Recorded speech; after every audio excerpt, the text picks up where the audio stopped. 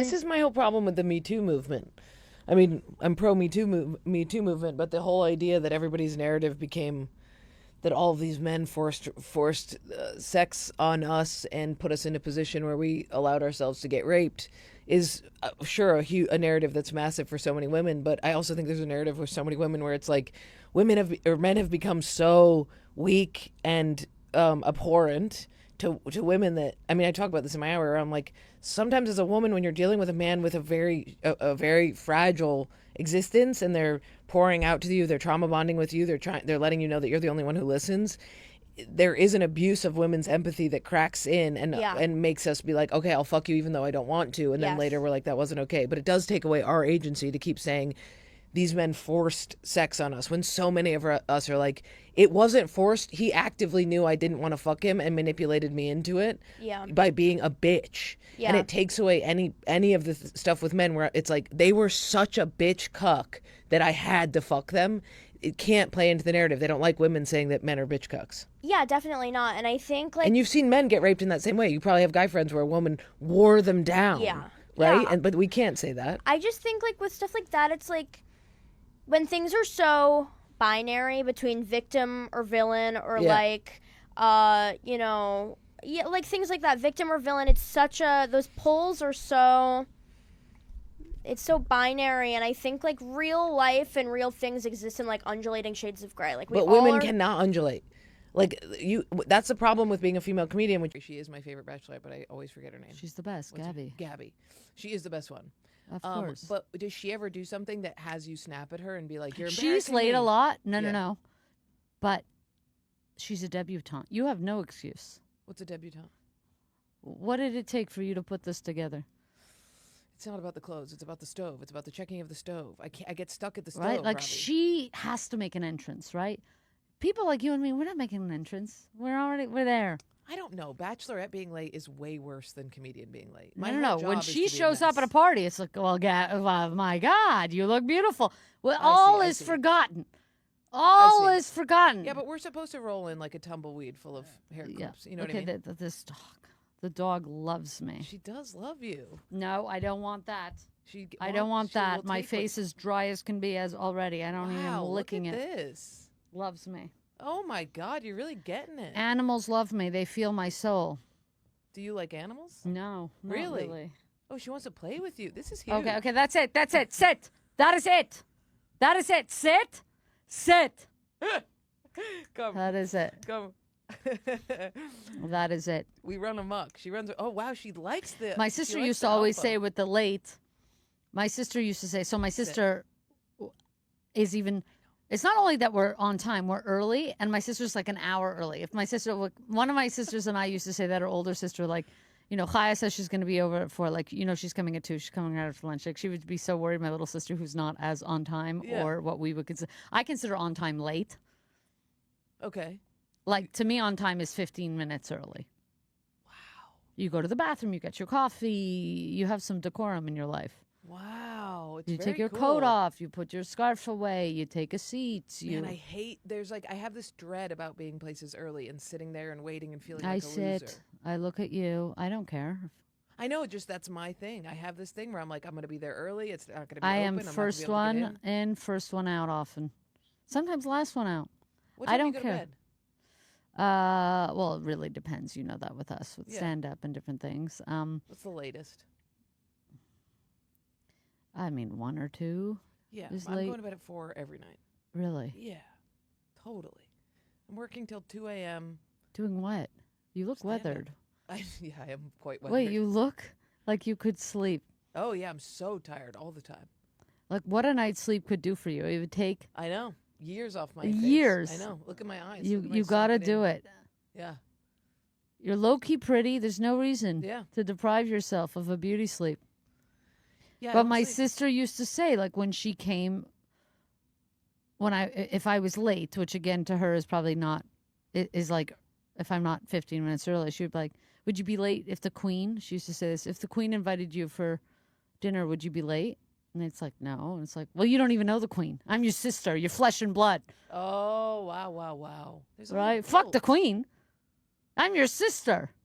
Yeah. Little rat traps. The aging thing is really tough. Yeah. I'm 34 now, and too. that's like a really weird one. Like, I'll be on Instagram, it's like, I'm 34, but I don't look 34. And I'm like, am I not supposed to look 34? Like, I didn't realize that was an old age That to not look like. realization where you see people being like, I'm 34, but I look 28, freaks me out so much because I Yeah. did think 34 was young. I'm like, that's like normal, like, person I know. age. It's so weird. I'm so sick of like having everything impact like everything I eat. Like if I eat sugar, it's just like my entire face changes. Like Mhm. I can't like I have to like do so much in order to maintain a level of health that I never had to do before. Before it was like I would chug electrolytes and be fine. Yeah. I And would like now- not eat bread for one day, and my Yes. stomach would be like, zoop. Remember fasting? How you'd not eat breakfast and then you'd lose 10 pounds? Yeah. Now it's like It just doesn't. I'm It doing the doesn't do same anything. things and nothing changes. it's crazy. Yeah.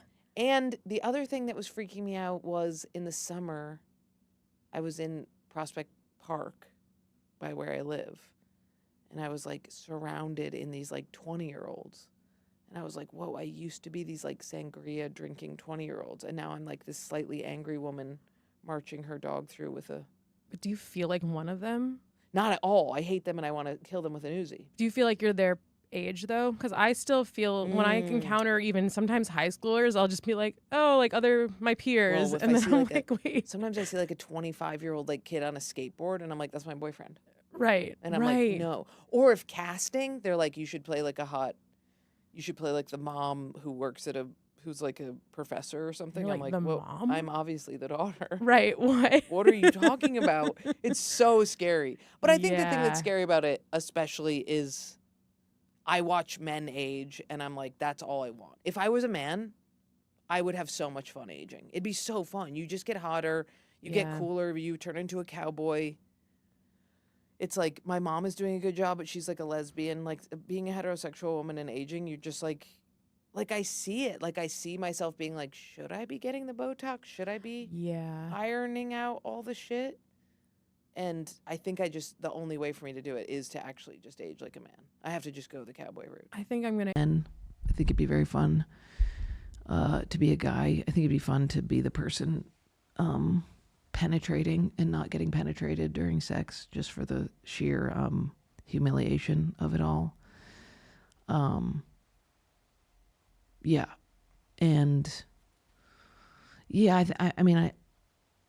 I think it also comes from my own, obviously latent misogyny or something, that I think getting penetrated is more humiliating than penetrating. But yeah, it just seems it seems like there's more room to try on different identities as a man and then just take them back off. Like you can just be like, I'm a dude, this is what I'm saying right now, but everybody kind of assumes that it's not really what I really think. Whereas if you're a woman and you stand behind something you say, or you say something that's blatant or stark or offensive, it's like, oh, she's somebody who believes that. And you're like, no, I'm just like trying on the identity of somebody who believes that. Yeah, it feels like whatever hat you wear as a woman, that's the hat that you always wear. Or that's the hat that you have to basically be willing to, that's the hill that you have to be willing to die on. What else is happening? I just feel weird. I feel weird. Okay, Robbie, I've just gotten up, baby, in East Tennessee, and I've had 2 sips of coffee. I don't have all my thoughts together, but off the top of my head, I want to tell you that you are so unique. Unique is not a compliment. Your point of view, I mean, nobody, you hit on things that nobody has talked about. I was just sitting here with my mouth open, watching your special, and I thought, there's nobody like her. There's nobody like her. And I laughed, and I mean, your mannerisms, your voice, the way you repeat something, I can't. I'm going to have to watch it again several times because it was spectacular. Okay, Robbie, I've just gotten up. Hold on, There's just nobody. I was sitting there when I was watching it thinking, is it like Dave Chappelle? Like there's just nobody. When I say that, like to sit and watch him on one of his specials when he's sitting down in a small venue, and I know you've seen it. Mm-hmm. I think it was the last one he did, and it was just like you. The whole time I watched it, I thought there's nobody like him. Like nobody's doing this. That's how I feel about you. I mean, and that's not even. I've only had 2 sips of coffee, so that's not even an intelligent way to describe it, my darling. Forgive me for that. I'm tired. Christmas is going to kill me. But with all these kids, and I got to get ready. I'm not ready. But anyway. She's the funniest, too. I wish I had. I'm sure Jerry Seinfeld will call you and give you a more articulate explanation of how brilliant you are. But there's just nobody. I was sitting there when I was watching it thinking, is it like Dave Chappelle? Honey, I feel it in my heart. God has got his hand on you. Okay, God picked you out. And imagine when you were little and you went to a carnival and there were the ducks. Remember the ducks? And you could pick up a duck and it had a number on it. And if you got a certain number, you won, honey. God picked you out of that and said, let's go, girl. Okay, he put his hand on you. All right, I know, that's deep for the morning. I know you're in Los Angeles. I'm Eastern time. All right, I just want to say that, my darling. Congratulations. It's very sweet. Congratulations. Okay, so don't take it from me. I am not here to lie to you. It's not about what It's other not, this people is say. I have, you know how it is. It's like, you can either be, I think to succeed, you can be the first or you can be the best. Or you can try and be both, okay? I'm not the first, right? But for what I do, I am doing really good work. I really believe that. And doing good well is very difficult. You know, we don't sell gimmicks or that. I can't tell you that I have a guitar, a guitar joke coming out or a pyrotechnics or,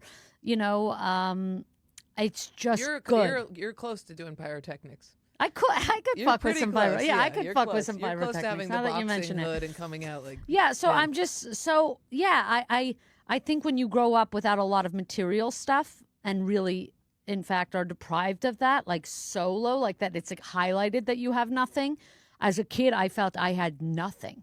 Like I would get home and be like. See the roaches and the holes and the saran wrap peeling off of the windows to keep. And I'm like, this is like horrible. Like, I have nothing. But deep down, I remember maybe around 10-ish thinking, well, I have me. Listen. We have nothing. We basically have nothing. But we don't have nothing. We have me. It's not great. It's not ideal. We have close to nothing, but it's actually not nothing. Yeah. We actually do have me. And so that's the only thing that I had that I just thought, what could I do with this? I don't have all the other stuff. So that is why that feeling when people ask us or I'm sitting on Seth Meyers or going to The View and I keep getting the same question like, could you believe that this is your life? And I go, yeah, I was saying there's something here from the beginning. Yeah. before it was cool. I was into me.